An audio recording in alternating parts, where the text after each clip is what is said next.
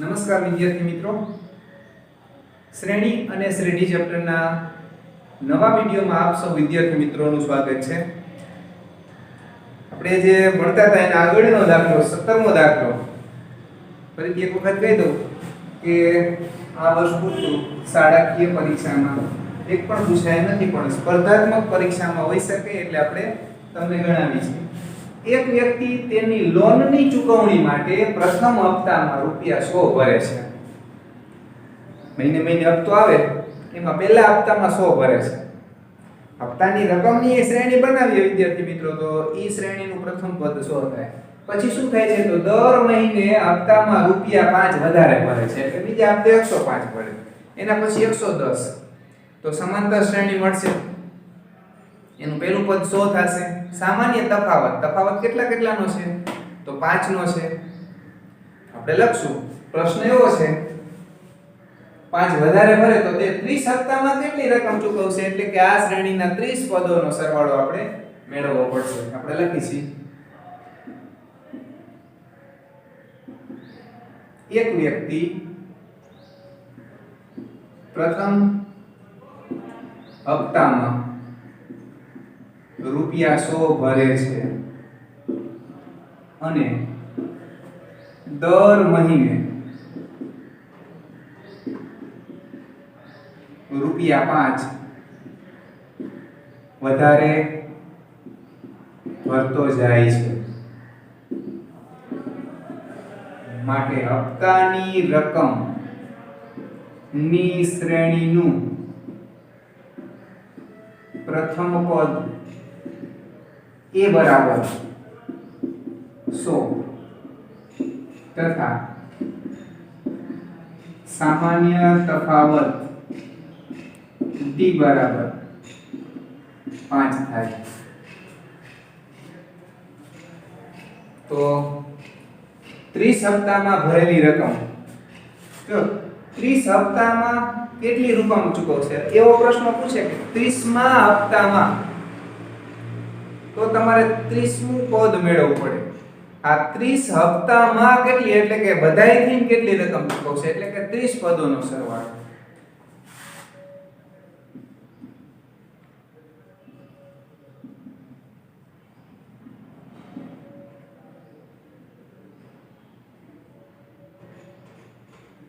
Sn is equal to n by 2, 2a plus n minus 1 into d. S30 is equal to 30 ના છેદમાં 2. 2a એટલે પ્રથમ પદ 100, 15 વધશે અહીંયા 200 પ્લસ 99 ગુણ્યા 5, અથવા તો 500 માઈનસ 5 એમ તમને સહેલું પડશે, એટલે 495, 695 થશે. 200 ઉમેરી દો. હવે તમારા કેલ્ક્યુલેટર ન હોય તો 700 ગુણ્યા 15 કરો. 700 ગુણ્યા 15 કરશો એટલે તમને મળશે આટલા મળશે. એમાં 15 5 75 બાદ કરવા પડે વિદ્યાર્થી મિત્રો. 75 બાદ કરશો એટલે 425 આવશે. છતાં આપણે ગુણાકાર કરીને ચેક કરવું પડે વિદ્યાર્થી મિત્રો. આ તો તમને સમજાવી છે. પરીક્ષામાં ખાતરા નહીં કરવાના, પરીક્ષામાં તો ગુણાકાર જ કરી નાખવાનો.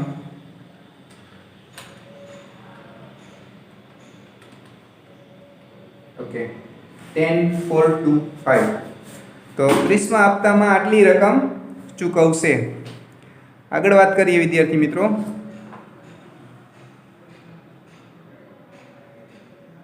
હજી આપણે રકમને જોઈ લઈએ.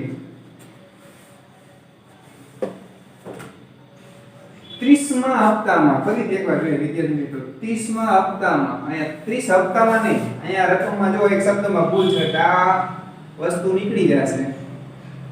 30મા હપ્તામાં એટલે શું મેળવશું, તો આને બદલે આપણે શું મેળવશું, 30મું પદ મેળવશું. 30મા હપ્તામાં ચૂકવેલી રકમ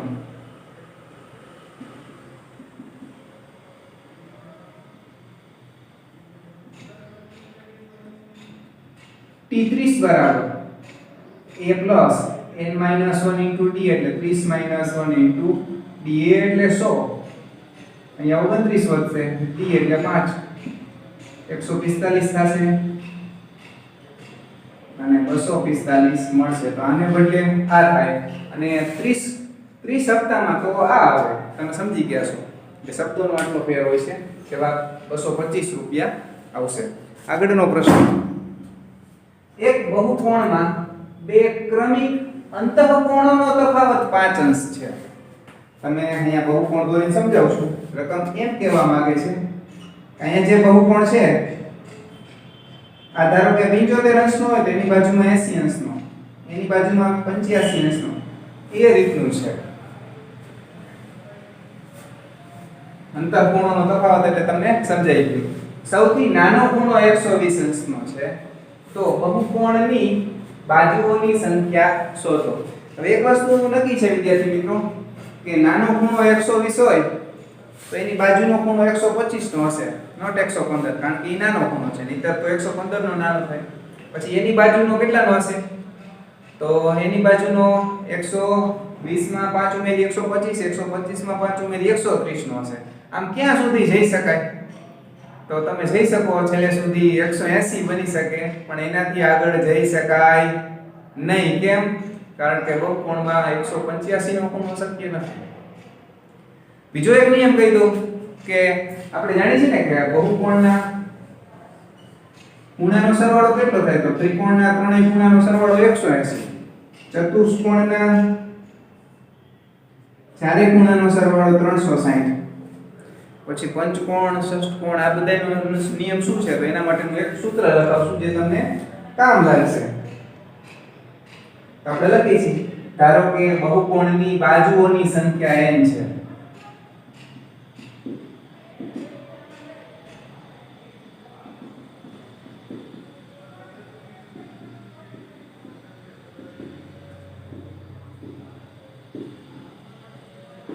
બાજુઓની સંખ્યા n ધારી લીધી વિદ્યાર્થી મિત્રો.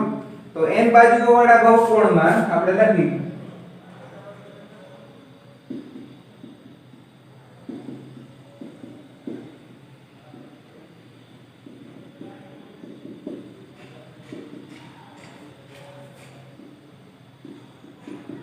ખૂણાનો સરવાળો. તો સૂત્ર આવું થશે 2n 4 ગુણ્યા 90 અંશ. કેટલા અંશ થાય? તમને થાય કે સાચું છે કે નહીં નક્કી કરવું છે. તો ત્રિકોણમાં કેટલી બાજુઓ હોય? તો ત્રિકોણમાં 3 બાજુઓ હોય. તો ચેક કરીએ. તકડો મૂકતા 180 આવે છે જરા જોઈએ. 3 દુ 6, 6 માંથી 4 જાય તો 2, 90 દુ 180. ચતુષ્કોણમાં કેટલી બાજુ હોય? 4 હોય. એની જગ્યાએ 4 મૂકું છું. 4 દુ 8 માંથી 4 જાય તો 4 અને 9 ચોક 36. આ રીતે પંચકોણના કેટલા હોય તમે ગણજો. 540 થશે.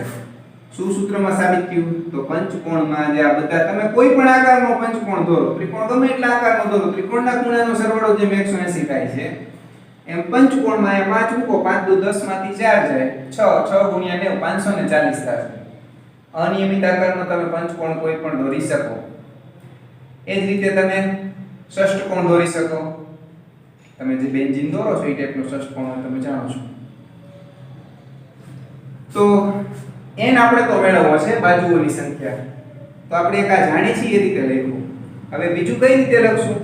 તો આપણે આ બધા ખૂણાનો સરવાળો સમાંતર શ્રેણી મુજબ લખીશું. આપણે લખી છીએ ખૂણાઓની શ્રેણી. બહુકોણમાં એવો શબ્દ લખી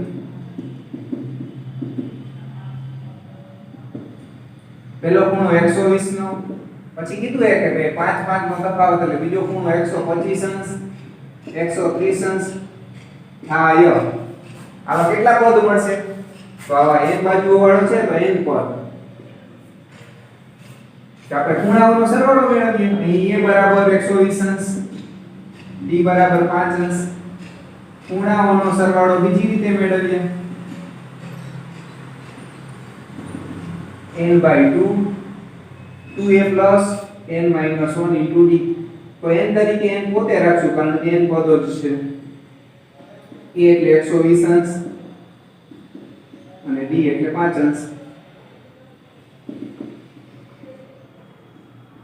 240 5n minus 5. n/2 235 પ્લસ 5 આ બે તો 1 અને 2 સરખાવતા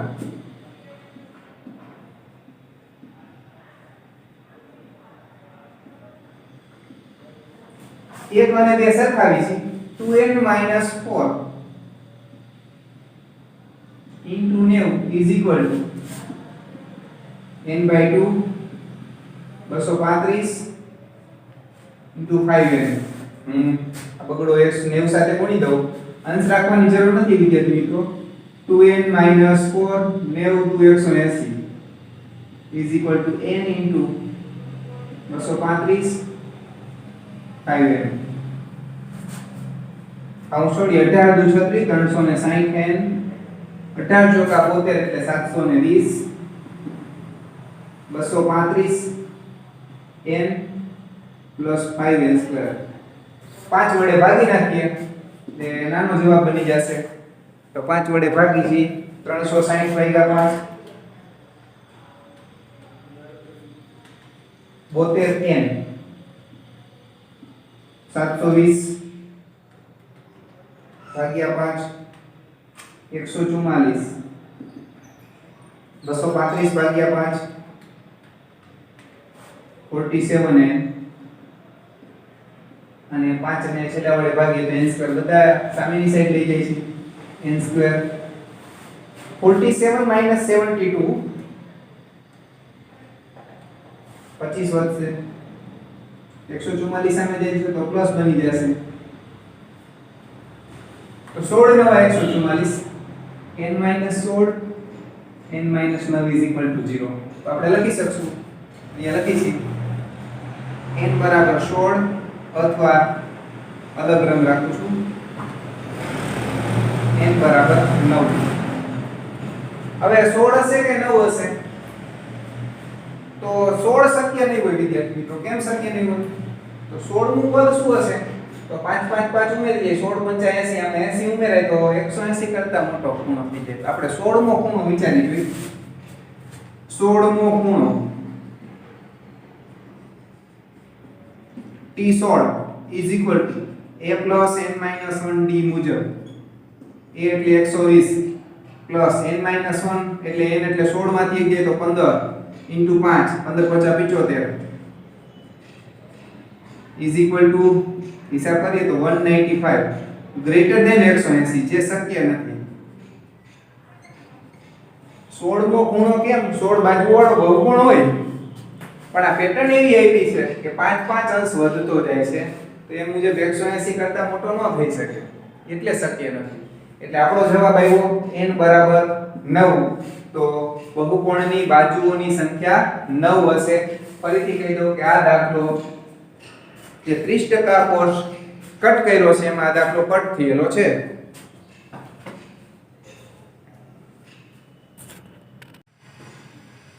નેક્સ્ટ મુદ્દો છે વિદ્યાર્થી મિત્રો સમગુણોત્તર શ્રેણી તો નામને આધારે તમને ખબર પડી જાય સમ એટલે સરખો ગુણોત્તર જે શ્રેણીના ક્રમિક પદો વચ્ચેનો ગુણોત્તર સરખો હોય આવી શ્રેણીને સમગુણોત્તર શ્રેણી કહે છે જેમ સમાંતર શ્રેણીમાં તફાવત સરખો હતો તમે બાદબાકી કરતા હતા તો સરખું મળતું અહીંયા આપણે ભાગાકાર કરીશું અને સમાન મળે સમગુણોત્તર શ્રેણીનું સ્વરૂપ કેવું હોય તો આવું હોય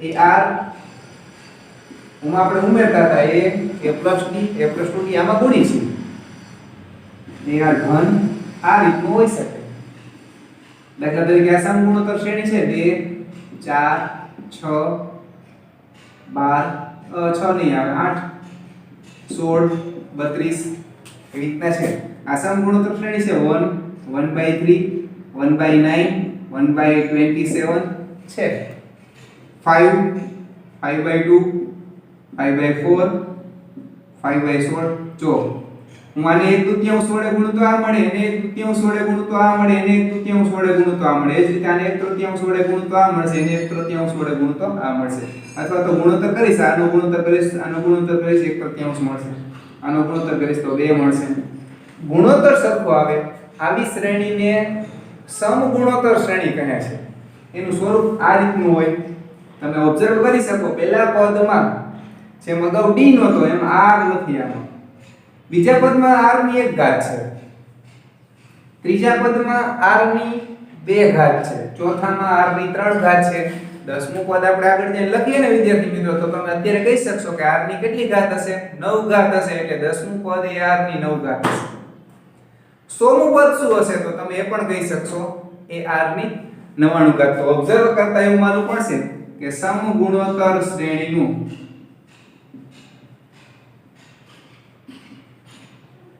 nમું પદ જેને આપણે tn વડે દર્શાવી છે r ની n કરતા 1 ઘાત ઓછી આવું મળે અને સમગુણોત્તર શ્રેણીના n પદોનો સરવાળો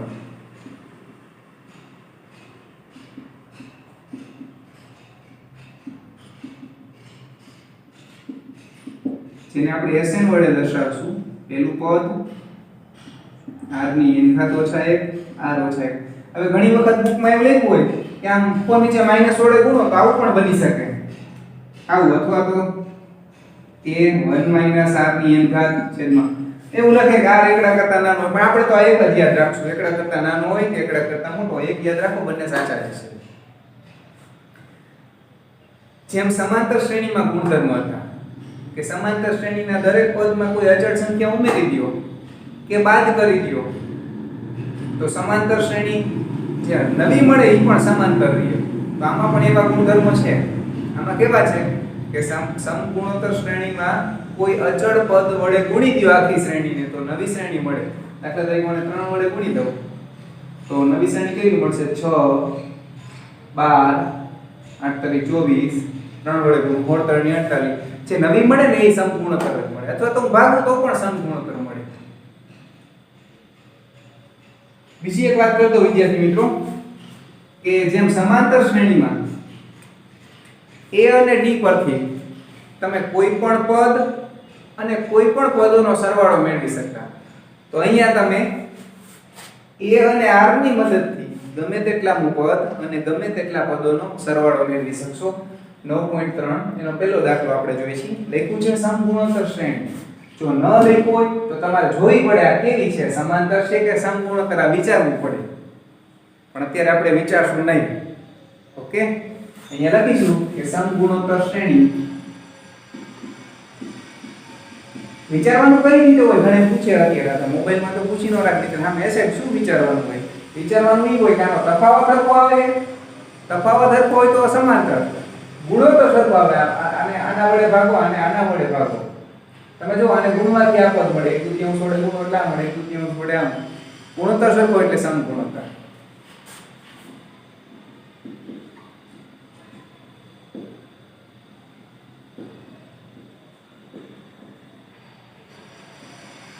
પ્રથમ પદ a બરાબર 5/2 અને d નહીં લખીએ. હવે શું લખશું? r કેમ? r શાના માટે લખ્યો? d એટલે ડિફરન્સ, એમ r એટલે રેશિયો. અને રેશિયો વચાય વિદ્યાર્થી મિત્રો, નોટ રેટિયો. અને શું કહેવાય? રેશિયો. r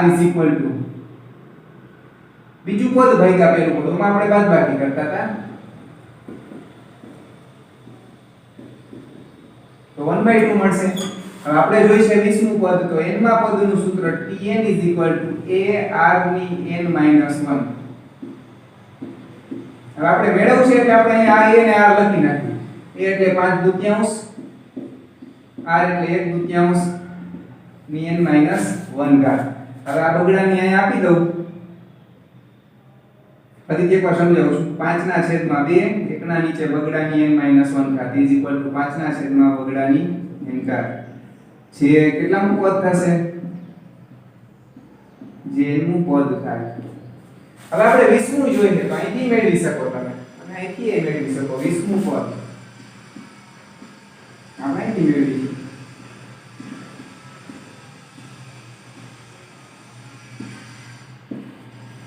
તો એકદમ સહેલો દાખલો છે.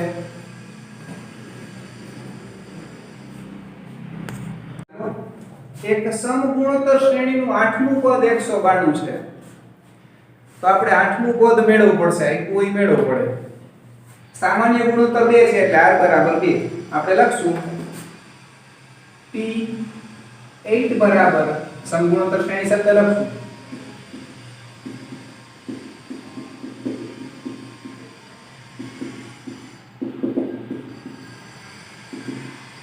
192 તથા r બરાબર 2 આપેલ છે તો T8 એટલે આઠમા પદનું સૂત્ર એ r ની 8 ઓછા 1 ઘાત તો r એટલે આપણે કેટલા લખશું બગડાની 7 ઘાત = 192 હવે આપણે કેટલા વડે ભાગી શકાય જરાક વિચારી તો બગડાની 7 ઘાત એટલે થશે 5 ઘાત એટલે 32 6 ઘાત એટલે 64 ને 128 થશે એક બગડો ઉડાડી દેવાની સાથે 4 ઉડાડી દઉં 32 ગુણ્યા 4 128 અને 192 ભાગ્યા 4 48 હજી 16 દુ 32 16 કેન્સલ કરી છે 16 તરી 48 પછી ઇક્વલ ટુ છે એટલે કે 2a બરાબર 3 મળ્યા ફાઇનલી કેટલા ઉડાડ્યા તો 64 ઉડાડ્યા વિદ્યાર્થી મિત્રો 64 ગુણ્યા 2 અને અહીંયા 64 ગુણ્યા 3 થાય આપણે 64 64 કેન્સલ કર્યા છે a બરાબર 3/2 મળ્યા હવે એની શું જરૂર છે તો 12મું પદ જેનો સંકેત થશે T12 પણ પહેલા આપણે સૂત્ર લખશું મુજબ T12 બરાબર a એટલે 3/2 મૂકું r એટલે બગડો મૂકું 12 ઓછા 1 ઘાત = 3/2 બગડાની 11 ઘાત 1 ઘાત કેન્સલ કરી નાખો બગડાની 10 ઘાત બગડાની 10 ઘાત એટલે 1024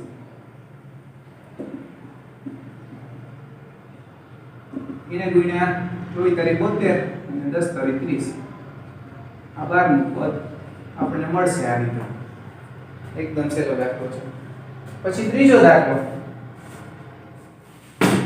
સમગુણોત્તર શ્રેણીમાં 5મું 8મું અને 11મું પદ અનુક્રમે p q s છે ભાઈ પૂછે એટલે લખવું પડશે આપણે લખશું સમગુણોત્તર શ્રેણીમાં